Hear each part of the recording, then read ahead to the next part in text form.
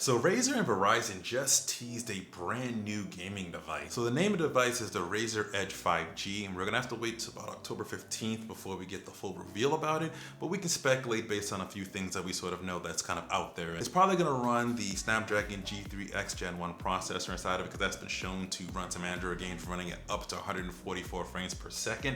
It comes with Wi-Fi 6E and 5G capabilities. Wouldn't make sense for a device like this to have that.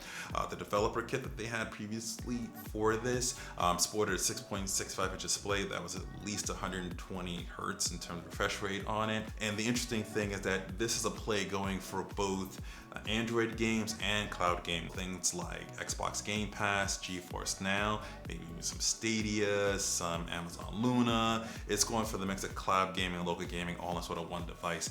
And this is really interesting because it puts it right in the middle between sort of the Steam Deck that's up over here and that Logitech cloud device that was announced a little bit earlier. The last time that Verizon, if I can remember correctly, Verizon really kind of partnered on a gaming specific mobile device was probably almost 11 or 12 years ago with the Xperia Play, which was a sort of a Sony PlayStation phone that came out that was running Android. It was okay, but it wasn't anything like what we're gonna see right here or what we're expected to see that's supposed to be coming from this new Razer Edge 5G. And the name Razer Edge actually comes from a pro gaming tablet that Razer was making about 9 years ago. I remember we first had hands-on with it at CES of that year. We're gonna have to wait until October 15th to find out more about it, but for right now, watch this video right here that YouTube recommends you check out next.